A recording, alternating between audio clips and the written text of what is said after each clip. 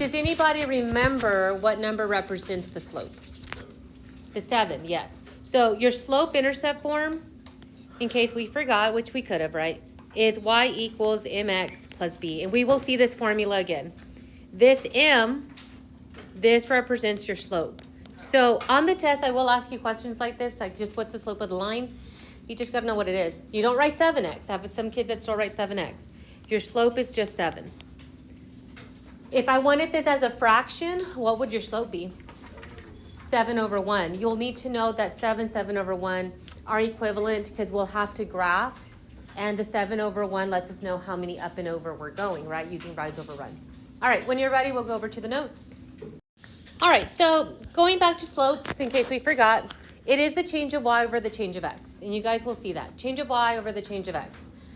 There are 4 different types of slope. Does anyone remember the 4 different types of slopes? What's the first one? What kind of slope is it? If it's going up. A positive, good. We have a positive slope. And if there is a positive slope, we must also have a negative slope. That's the third one, right? Because that's coming down. What's the one called when it's horizontal only? That's your 0 slope. And then the last one is your undefined. Good job remembering. Undefined slope. Now, your undefined slope will always be your number over 0. You cannot divide by 0. If you have 0 over a number, you are going to get a 0 as your answer. Okay? So if you divide it in your calculator and you get a 0, your answer is 0 slope. If you get an error, the error button indicates that it's an undefined. Okay, let's see. So it says, classify the given slope, then find the slope of each line. So on the first one, we have you guys doing just rise over run. So we're going to go from point to point. So here we're going to start at point J, and we're going to run over to point K. So we're going to go up 1, 2, 3, 4, 5. I went up 5, and then I went over 1, 2, 3, 4. When I went over 4, is that in the positive or negative direction? Positive direction, good. And then when I went up, is that in the positive or negative direction? That's also a positive. So it's rise over run, so we're going up and over. So your vertical change needs to go first. So what's my slope? Should be 5 over 4. Remember, vertical is going up and down. So it's our change here first, which happens to be the 5, and then over the horizontal, which is 4. So it is positive 5 over 4. And because it's a positive, what type of slope is it? Positive. So this is the one I want you to check. Make sure that your classification matches your number. If it's positive, it should be a positive answer. Your slope should also be going up. It should be a positive graph. Okay, let's look at the next one. All right, M to L. This one I'm going to go in a different direction because a lot of us feel like we have to go up. You could also go down. So I'm going to go from L to M. So I'm going to go down 1, 2, 3, 4, 5, 6. I went down 6, so that's a negative direction. And I went over 1, 2, 3, 3 in the positive direction. So your vertical change, which one's your vertical change? Negative 6, good. So your M, your slope, is negative 6 over your horizontal, which is 3. Always simplify your slope. Always simplify your numbers.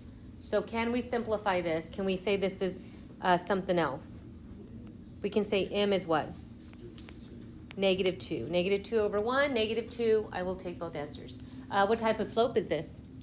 A negative slope. And again, always make sure your classification matches your slope number, also matches your graph. All right, so let me give you a minute to try the 2. If you're used to just going up and over, that's fine.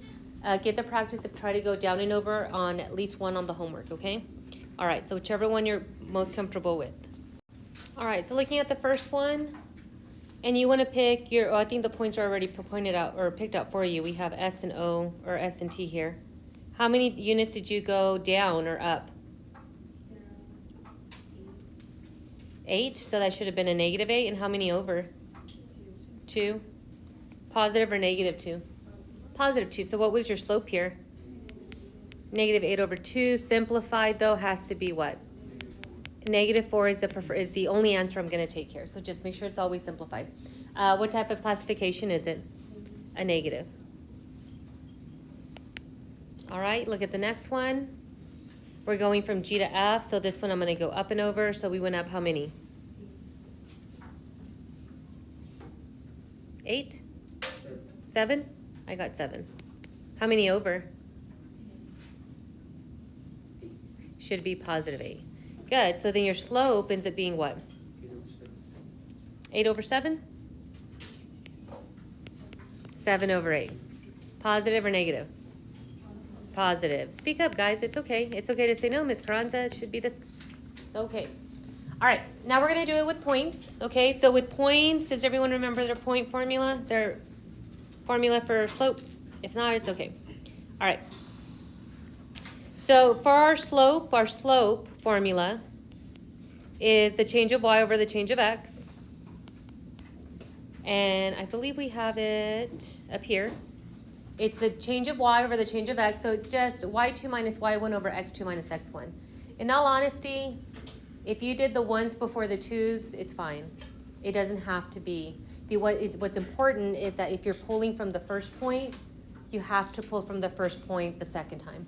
So it just matters that you're just consistent with your formula. So here we have x1, y1, and x2, y2. All right, if we go straight from the formula says we have to do y2 minus y1 and then x2 minus x1. So what is our y2? Our y2 is 5. So we're going to have 5 minus, what's our y1? 3.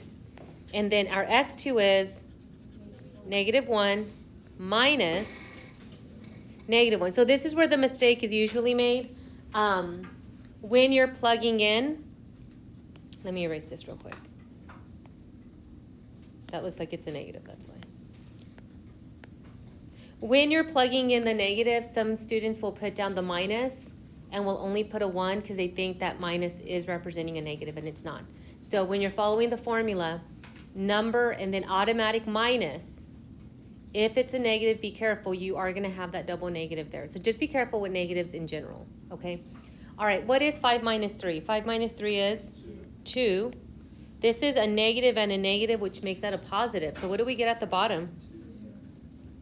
-1 plus 1? 0. If you wrote out what I asked you to write out with the graphs, if I'm dividing by 0, what kind of slope is it? Undefined. So you're just going to write undefined here. Your slope is just undefined. It's actually your classification and your slope. It's just undefined. That's all it is. Okay. All right. This one I'm going to just change it just so you can see that what I mean by being consistent. X1, I'm going to call that one X2. X2, Y2, and X1, Y1. As long as they're both labeled 2s or 1s, it does not matter. Okay? Our slope here calls for y2. What's our y2 here? 5. So it's 5 minus, what's our y1? 5 over our x2 is what? -5 minus, and I automatically put that minus down. What's our x1? -3. Negative and negative makes that a positive. What's 5 minus 5? 0. What's -5 plus 3? What is it called when the zero's on top? A zero slope. So your slope is a zero slope, so you're going to put m as 0, and this is a zero slope. So that's what I meant by pulling from the same set. Most of you are going to prefer to put the first x1, y1 on the first one, and that's fine. But just in case you ever thought of it, yeah, it doesn't really matter. All right, I'm gonna have you guys try the top two. So I'll go back to the other page just so y'all can see the formula as you're working.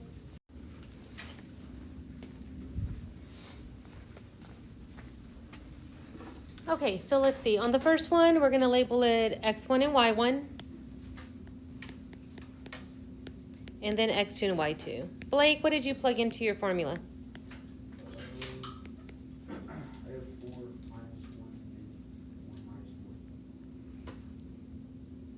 You did 4 minus. Oh wait, 4 minus 0. Oh, okay. I was like, yes. And if that'll happen, if you decided to put this one as a 2 and this one as a 1, You could have 4 minus 0, and then at the bottom you would have 1 minus 4. And what was your slope here? 4 over negative 3. What type of slope is it? A negative. Okay, and next one, Cole. How did you set up the next one, Cole? I got 0 minus 4. 0 minus 4. So he labeled this one y2 and this one y1. 0 minus 4 over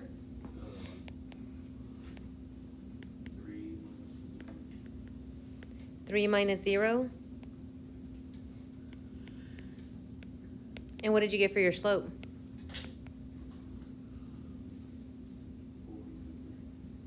4. What was that? 4. 4 over 3? 4 over 3, class? Positive 4 over 3? Should be a negative 4 over 3. Yeah, this should be a negative slope. Yeah, be careful with your negatives. Negative slope, positive slope are two different slopes, two different graphs. Okay, all right. So we'll be looking at that. All right, talking about parallel lines. Parallel lines are going to have the same slope. They will have the exact same slope.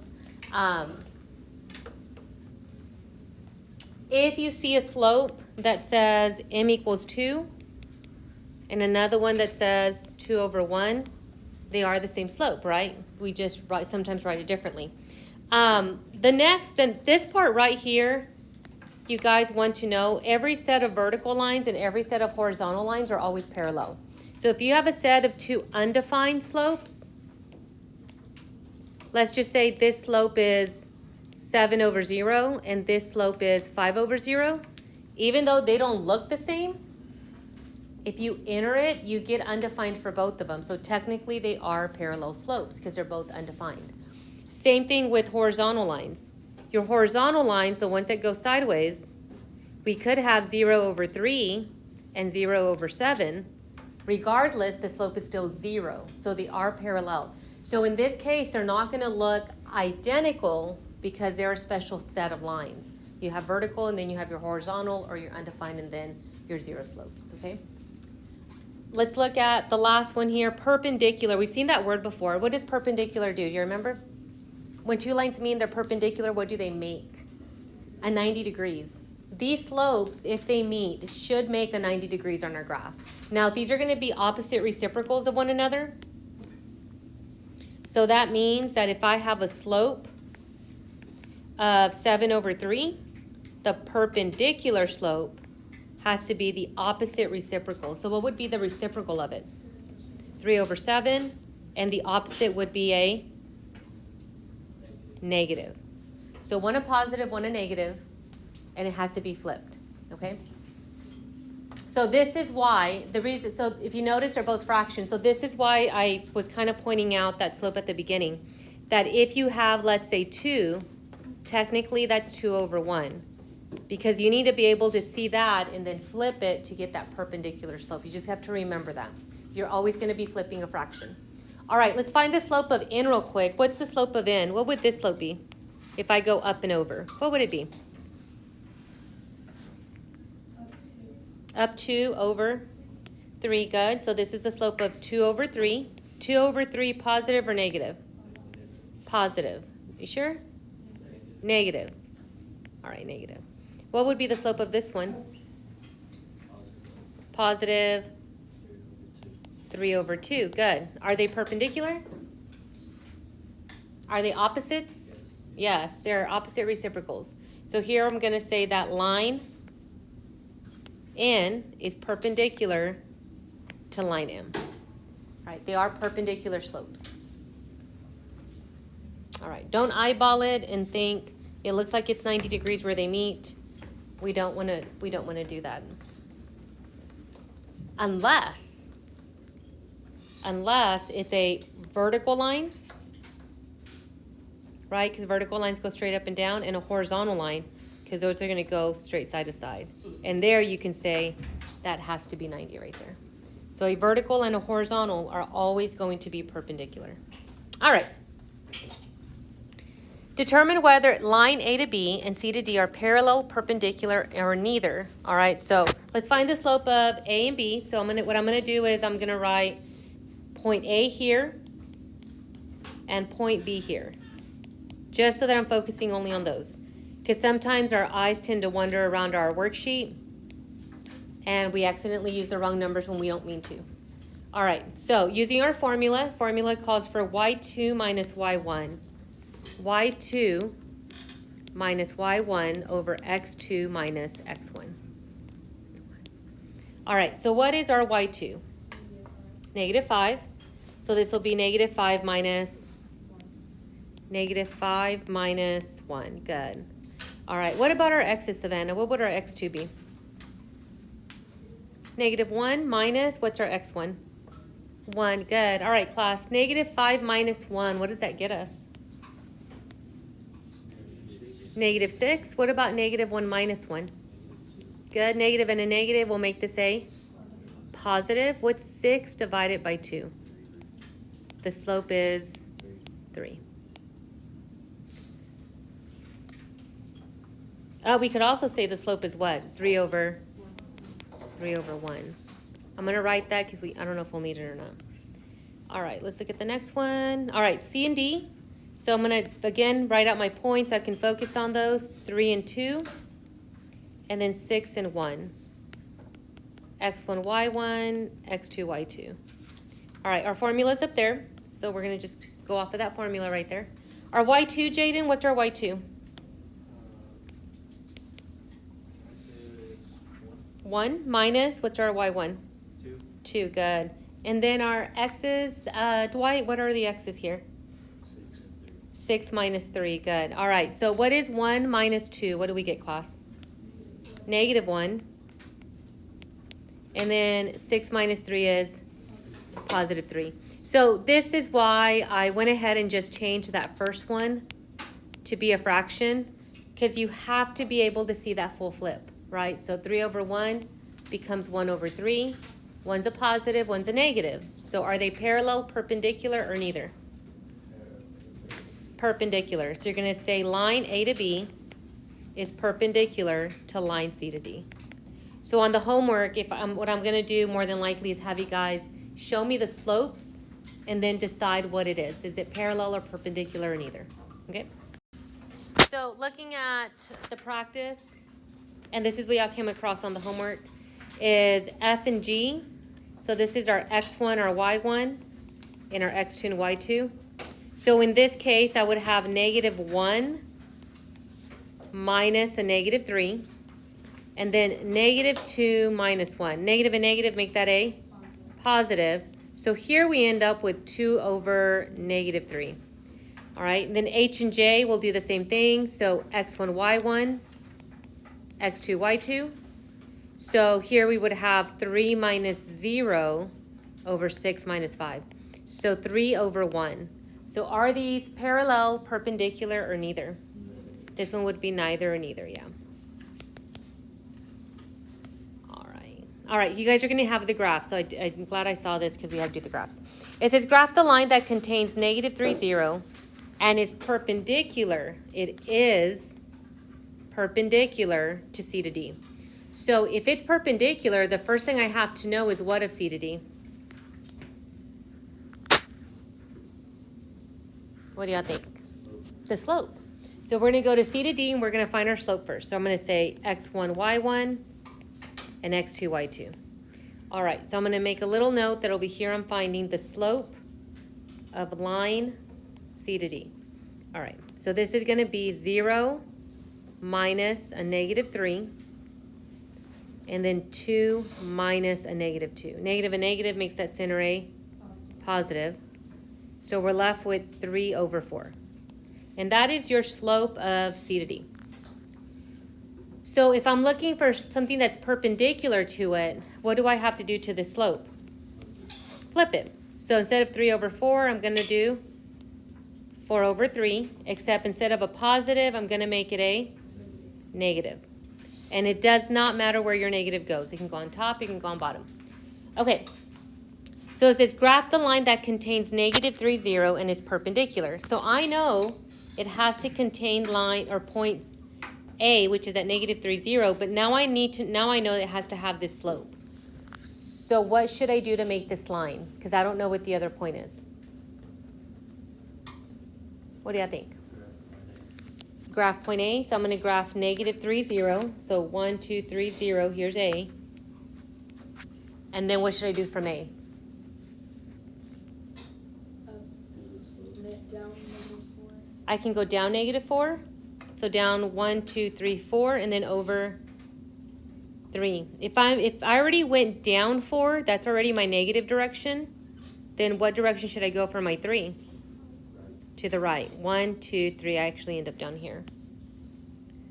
So 1, 2, 3, 4. 1, 2, 3. We end up right here.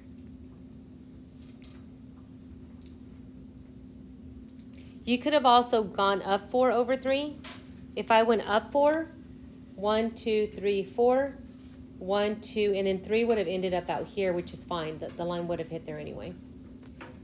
All right, so let's do the next one together again, just because you're going to have, you need the last example too.